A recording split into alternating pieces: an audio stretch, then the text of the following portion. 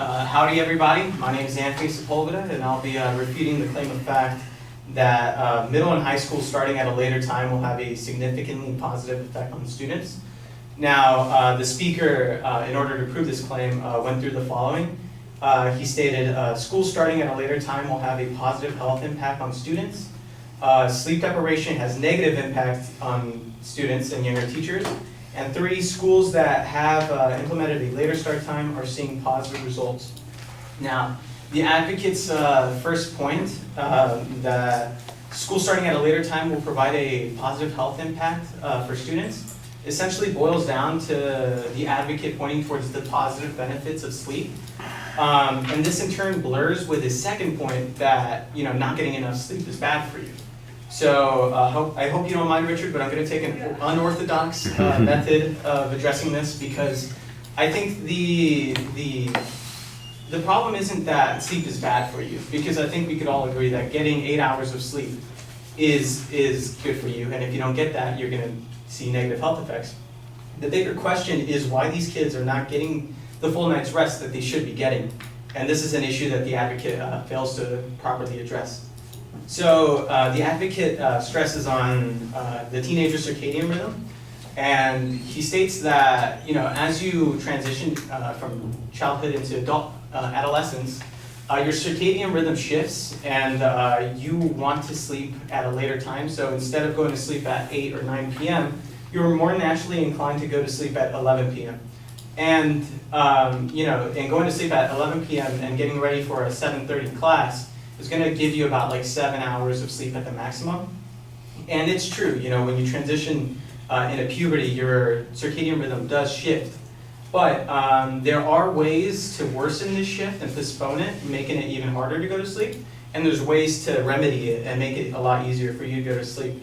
And the advocate doesn't say this. So as we all know, blue light from our phones, computers, televisions, anything with a screen causes us to lose the wanting to sleep, and that's because blue light suppresses the secretion of melatonin, the hormone that controls your circadian rhythm. And according to the National Sleep Foundation, some 72% of teens bring cell phones into their bedrooms and use them when they're trying to go to sleep, and 28% leave their phones on while sleeping, only to be awakened by texts, calls, or emails. So instead of combating the circadian shift, teens are making it a lot harder to go to sleep by using their phones and their laptops right before they're going to sleep, and leaving them on. So like in the middle of the night, you get a Candy Crush notification and it wakes you up. We're making it worse for ourselves. And that same blog source that the advocate got a circadian rhythm information lists ways to combat this shift.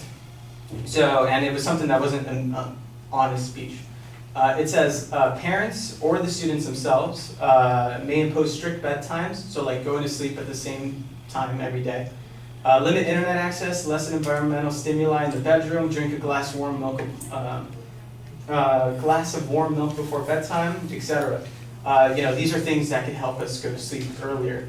So in order to get teens more sleep, we don't need to shift entire schedules of schools and of parents. I think we need to teach our teens to prioritize their sleep, because if you ask anybody, they'll tell you that you need 8 hours, but do you guys actually get it?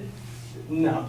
According to a Stanford piece on sleep deprivation, if you ask kids to remove an activity, they would rather not. They would rather give up sleep than an activity. And that's where the problem is. We really need to prioritize actually getting 8 hours of sleep. And the third point that the speaker uses to aid his claim is that schools implementing this later start time are seeing positive results.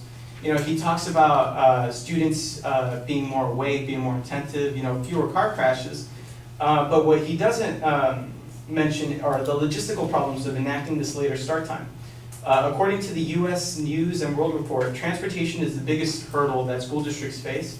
So if one school wants to decide that they want to shift their start time, all the schools around the district need to as well, because of buses and all that transportation. So they're all in sync. According to a superintendent of the school district in Colorado, he says, If you start too late, by the time your buses circle back and drop off middle and elementary school students, then you are finishing in the dark, at least for us in the wintertime. And that's a problem because, pushing schools to start 1 hour later not only complicates the schedules of the transportation systems, but also the students because they're arriving home later. You're punishing them, the students who stay after school and work on extracurriculars, do community service, have a job. Because they're losing time and arriving home late and have less time to comfortably do homework, study, be social, and still go to bed at a reasonable time to actually benefit from the later start times. So I guess to conclude, school starting an hour later may sound good on paper, but in reality, most of the people complaining can only blame themselves for the lack of sleep that they're getting, and the people that are using their time wisely are either being punished or not benefiting at all from the extra hour they get in the morning. And that is it. Thank you.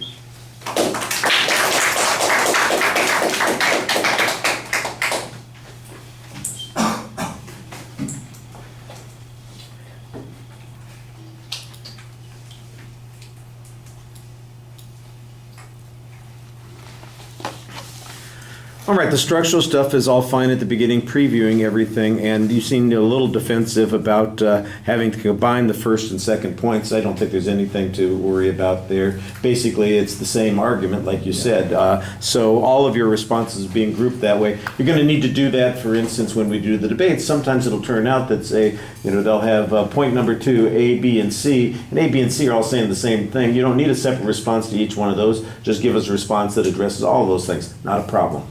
All right, so don't worry about that. That wasn't an issue for me. The argument, I thought that you explained the problem pretty effectively. You suggest the real question is, why is it that they're not getting adequate sleep? And you go kind of after the circadian rhythm thing first. You acknowledge that it does shift, but that there are, in fact, ways to adjust for that shift, suggesting that those adjustments are relatively easy in comparison to switching the times. In the long run, that's what the argument would be. If we were having a policy argument, we'd be saying it's easier, more effective, cheaper, and would benefit more people to have the students adjust their sleep times and kind of combat the circadian rhythm than it is to change the whole school system in order to accommodate those who can't make those adjustments. And I thought that was pretty well explained. Then you had individual examples of things that contribute to the problem. You mentioned the blue light issue. You also mentioned the fact that students would prefer to give up sleep over the activities that they have. I think that's probably one of the main things that goes on. And I think you get a combination of those things when you talk about internet access and the cell phones, because one of the activities that they want to continue doing is texting and interacting with their friends on those electronic devices that then suppress their melatonin that encourages them to want to go to sleep. So we've got a combination of those sorts of things.